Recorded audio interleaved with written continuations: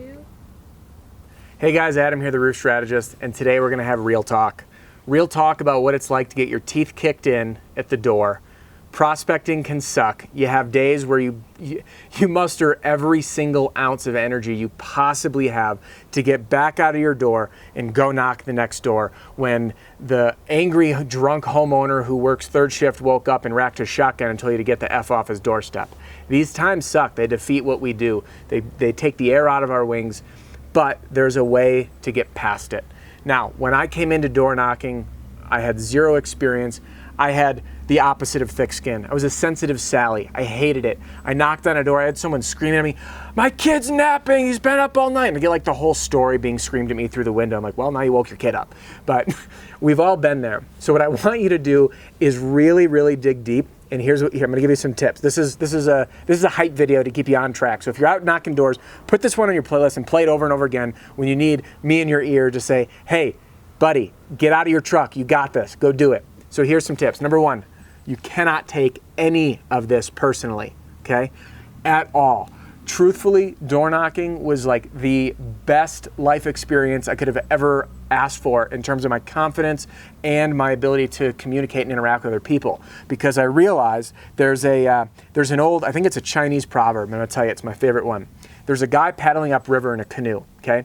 And in the upriver he sees coming downriver is another canoe. And the canoe is just going towards him and towards him and towards him. And he keeps looking up and he starts screaming, "Hey man, get the F out of my way, aren't you looking?" And the canoe keeps getting closer and this guy goes, "What the hell, you effing moron, get out of the way." And then it gets closer and closer and he says, "Dude, you're gonna hit me, you freaking idiot." And then the canoe hits him. And as the canoe passes down the river, he turns around and looks and he realizes that no one was in the canoe. So what's the big takeaway here? No one being in the canoe means it's not about you. We have all these reactions to people and things that happen outside of us. But what it ultimately is how we interpret the outside feedback. Now, when someone's yelling at you and kicking you off their doorstep, here's the news, buddy. It's not about you. It could have been you or anybody. It could have been the Jehovah's Witness knocking at the door. It could have been the Cutco sales guy. It could have been their best friend. If they had a bad day, they're gonna yell at someone if they don't know you. So tip number one, do not take it personally. It ultimately has nothing to do with you as a person, so you cannot personalize it, right? It's their property, it's their home. When you're in this field, you'll realize that people interact in business very differently when we're at their house versus if I'm in a store and they're coming to me. So don't take it personally. And remember, tell yourself, there's no one in the canoe. There's no one in the canoe. This is my mantra, by the way. I'll like stub my toe or I'm tying my shoe outside the truck and the wind blows the door and it hits me in the head and I'm about to have a tantrum. I'm like, oh, what the? And I'm like, you know what? There's no one in the boat. No one slammed the door in my head, right? It just happened. So when you can remove yourself from the situation, you're gonna stay confident and you can stay calm. And then you shake it off and it's a game, okay? So that's tip one, don't take it personal. Tip number two, see dollar signs. When I started knocking doors, I was broke as a joke, okay? I had to ask my mom to pay for gas to go visit my family for Easter. This is how bad it got. I literally couldn't drive an hour. I know how bad it is. So I saw dollar signs. My commissions on average, when I started, were around $1,000 to $1,300, obviously with some bigger ones. If I see a dollar sign on a Saturday and I can knock a door and get a deal and 2 deals, I see a $1,000 bill. I wish they made those. They don't print those, I don't think, but maybe they should, Uncle Sam, if you're listening. I see $1,000 at the door, okay? Now, all of a sudden, all of it is like, you're just a target. I just want to have a conversation, and this could be a $1,000 conversation or a $2,000 conversation. So see money signs. It'll help you get past it and help you keep that motivation up, because there are days that you'll get your teeth kicked in all day long. And the next day you got to get up and start over, but you're defeated. But you say, hey, I go knock that door. It's a $1,000 day. And by the way, if you can start counting your commission before it even comes in, don't spend it, by the way. Just count it. It's motivating to count it, not motivating to spend it premature. Owners don't like writing draws. All right, so that's tip number two. Tip number three is to make a game out of it, okay? When you make a game out of it, there's 2 ways to do it. One is I would make a game out of it on using every opportunity I could to practice.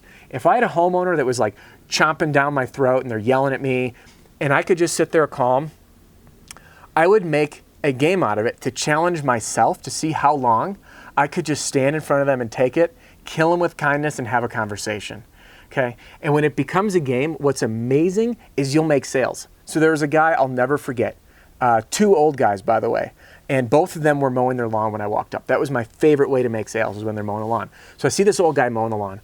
I walk up to him and he shoos me off like this. And I said, hey, listen, can I have 1 minute? He kills the mower and he gave me that death stare, like, you better make my head spin in the next minute or you're off my property. And all I did was mention that I was working with his neighbor.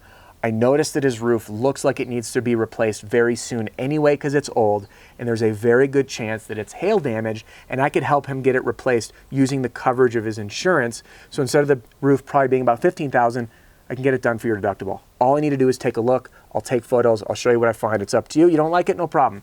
I signed the deal, okay? And his name was Gerald, old guy. His wife loved me. Every time I was in there, it was like coffee, tea, snacks. I loved it. So make it a game. Don't take it personal. And the second time, by the way, when I did my other video about repetition in the neighborhood, this guy saw me mowing, basically flipped the bird. He had his little earmuffs on, so he couldn't even hear me. Wouldn't even take them off. So I just waved, whatever. Did 2 of his neighbors. Walked by again. I wave. This time he's more receptive because he's seen me 3 times and he sees 2 neighbors' signs. So we had a conversation. Same thing. Get up on the roof, find damage. Him and his wife love me, got referrals. While I'm standing there, the neighbor across the street called me because on the before my second trip, he gave the neighbor my business card.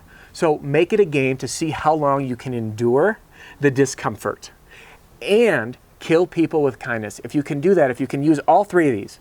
1, don't take it personal. There's no one in the boat. Number 2, make it a game. See how long you can stay in front of them. That was actually number 3. I'm reversing the order a bit. And then number 3 is to see dollar signs. So if you can do all 3 of those things, you will stay motivated to go knock doors. It's just an avenue. You're outside, man. Believe me, this is way better than sitting in a cubicle cold calling all day long. You're outside, and in between this, you meet great people. You build a network, you meet the neighbors, and you have fun, and you're out in the sunshine. So I hope this is a motivational video for you guys to keep that motivation up when you're prospecting and knocking doors. Now, if you're new to the channel, click subscribe. You're welcome to check out the assets available in the video description. My proven sales and marketing material is available for you to use instantly. You just download it, literally just type in your name, phone number, company name, click print, and you'll have access to all of it. The details are on the website. You can take a look. And I also have an ebook that's the 3 tricks to get to the kitchen table. There are 3 really, really powerful ways to help you soften the door knocking experience. So just get inside, because chances are if you get invited into the home, in my opinion, you should have a 70 to 90% chance of walking out of that house with a contingency agreement signed. So thanks again for tuning into the channel. Click like, drop those comments below, subscribe if you haven't already, and go knock some doors, make some money. We'll see you guys in the next one.